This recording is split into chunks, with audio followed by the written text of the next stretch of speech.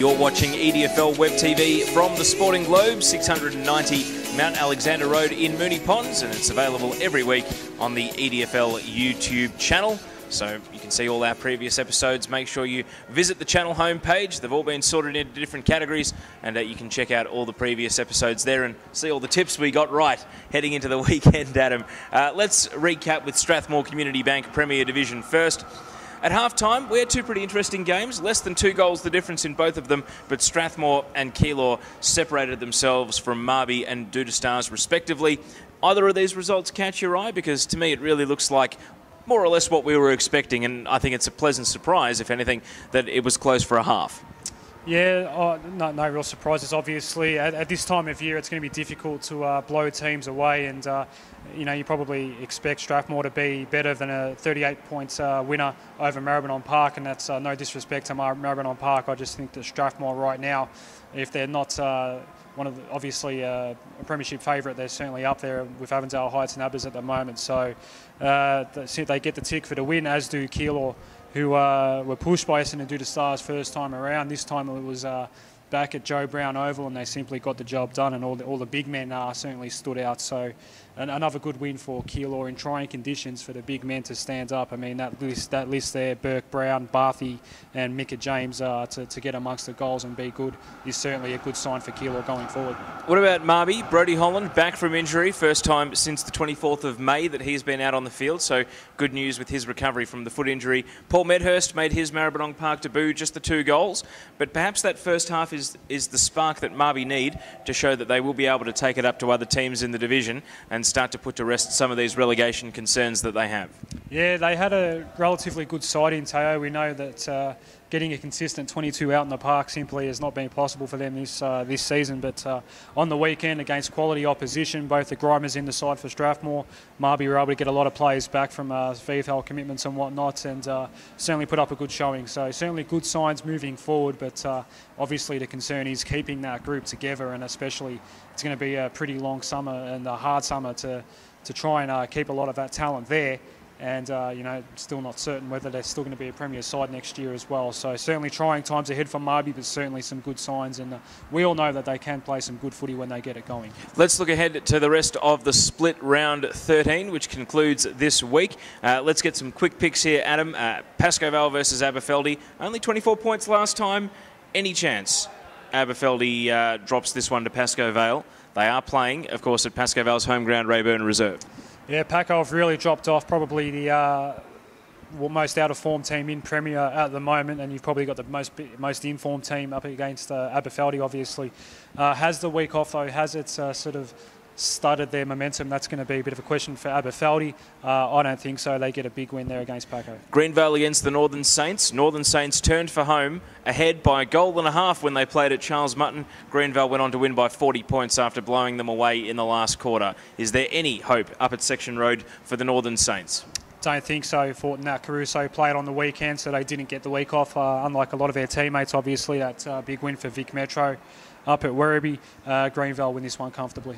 And Avondale Heights taking on Airport West. This one's probably a little bit unlucky not to be the broadcast game this weekend. And all of a sudden, with Airport West back in the mix for the top 4, albeit, and we say this every week, apologies Airport West, with that poor percentage, which is almost worth a win at this time of the year. Avondale Heights looking to bounce back from their first defeat of the year. Certainly wasn't panic stations for them.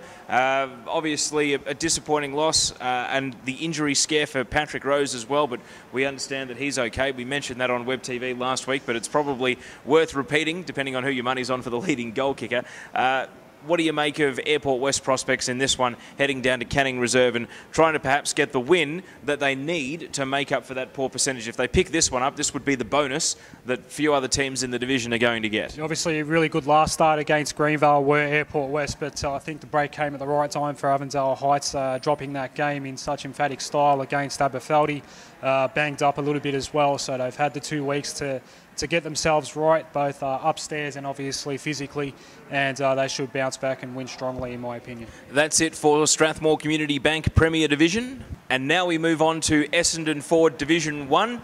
The commentary van was out at Shaw Reserve. First time I've done a live game out there, Adem. Want to just say thank you to David Glowry, the president of West Coburg, and Kim Beringer, the secretary, and 99% of the fans who gave us a warm welcome down there at Shaw Reserve, even though the weather did not. But we had fun out there. Very different ground to call that. That's what we were anticipating at the weekend. And I've got to say the game just didn't live up to the billing.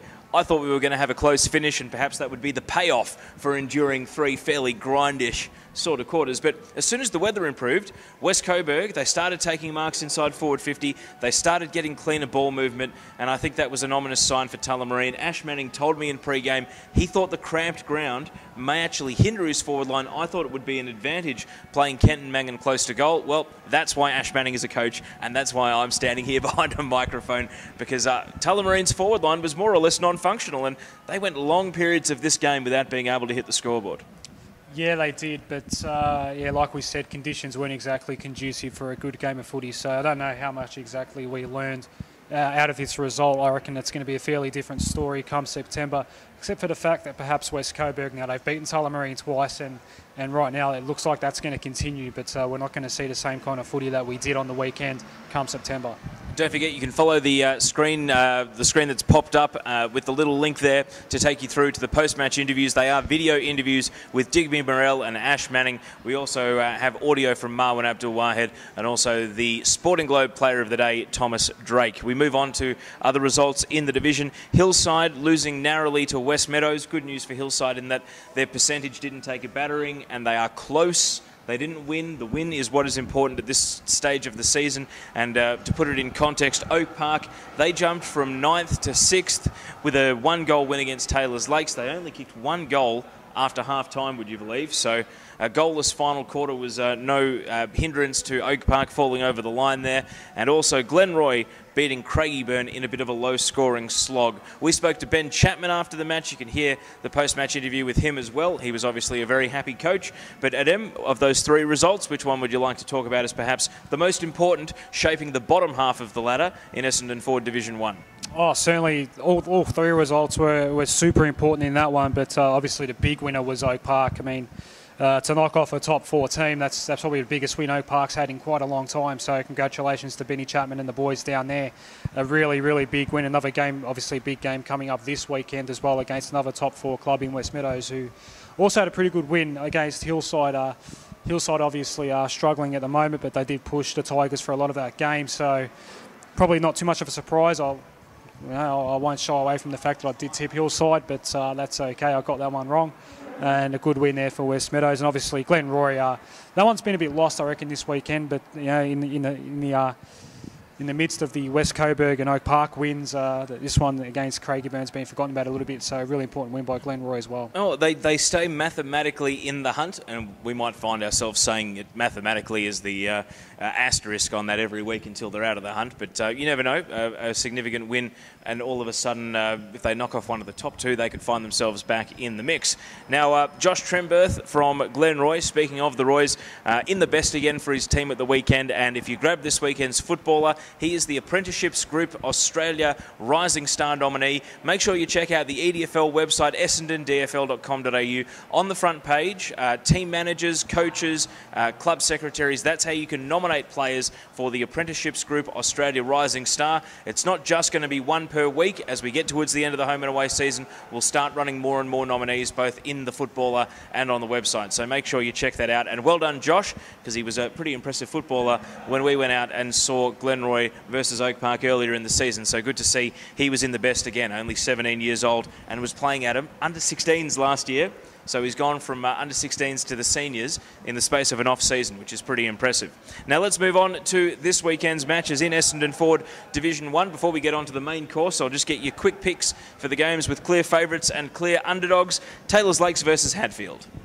Yeah, Taylors Lakes obviously to bounce back, but yeah, they're really not convincing at the moment, Taylors Lakes. They've got some serious work to do in the coming weeks. Tullamarine versus Craigieburn.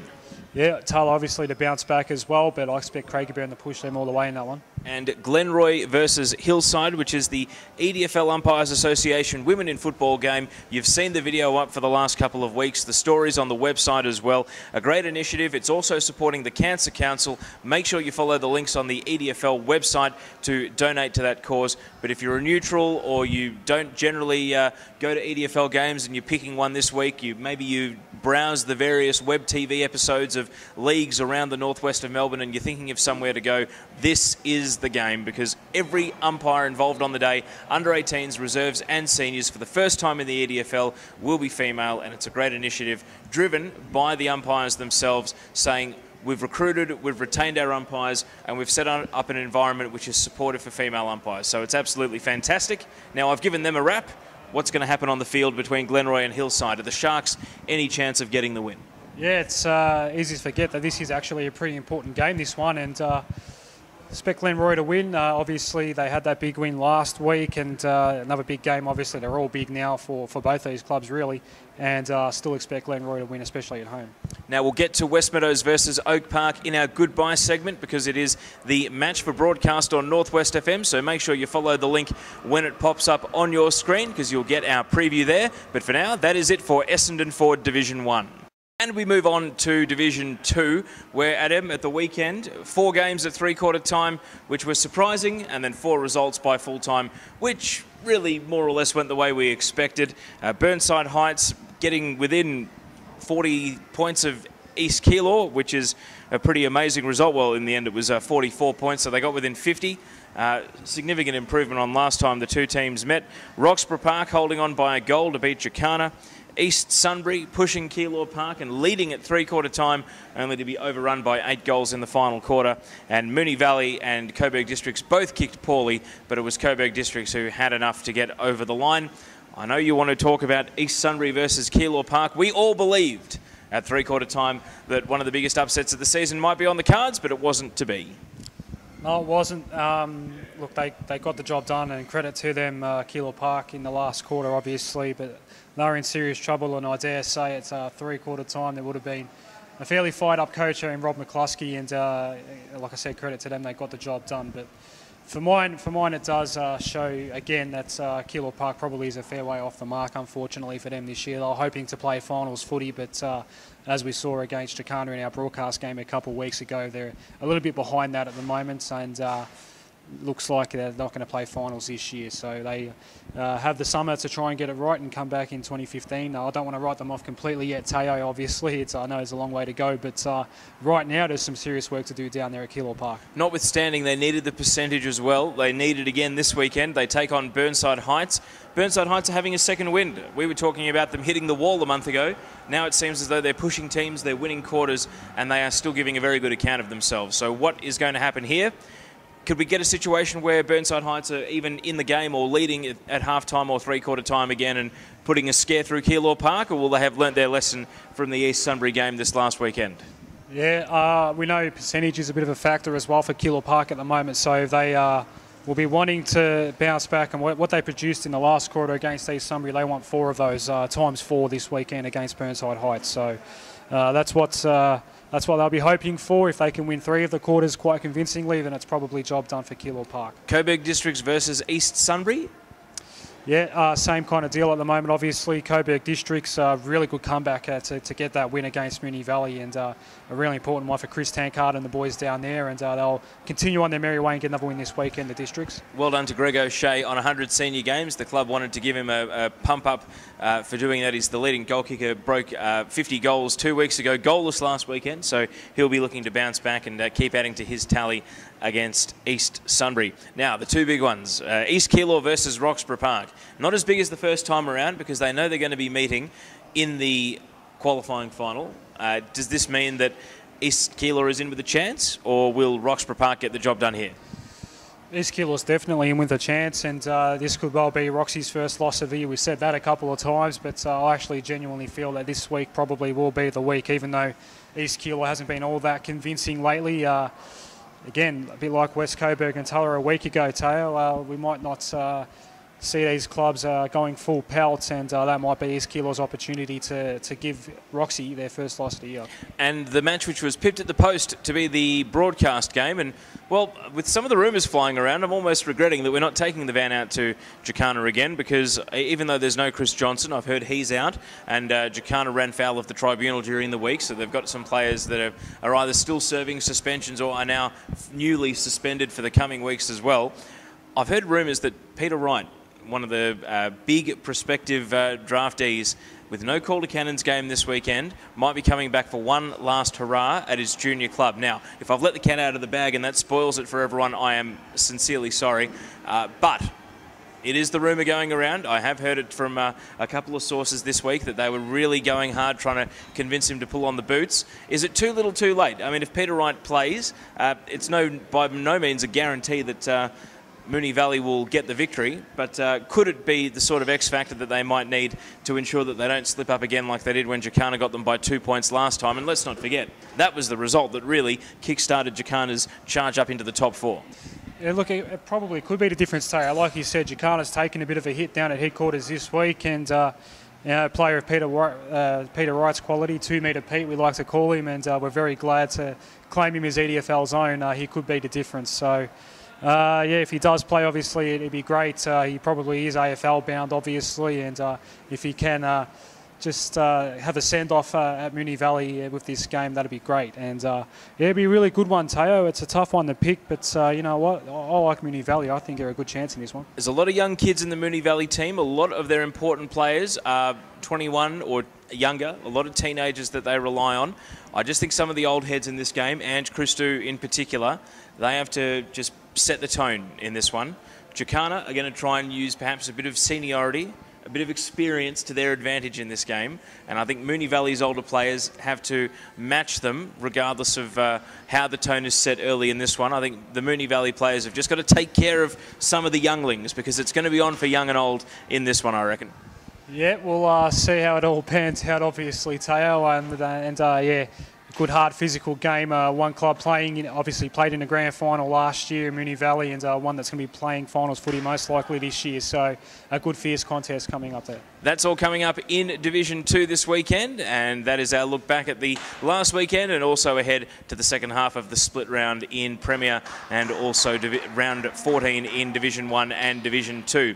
That's it for this segment then. We're going to move on and preview our EDFL match of the day for broadcast this weekend and wrap things up right here at the Sporting Globe in Moonee Ponds. You're watching EDFL Web TV on the EDFL YouTube channel.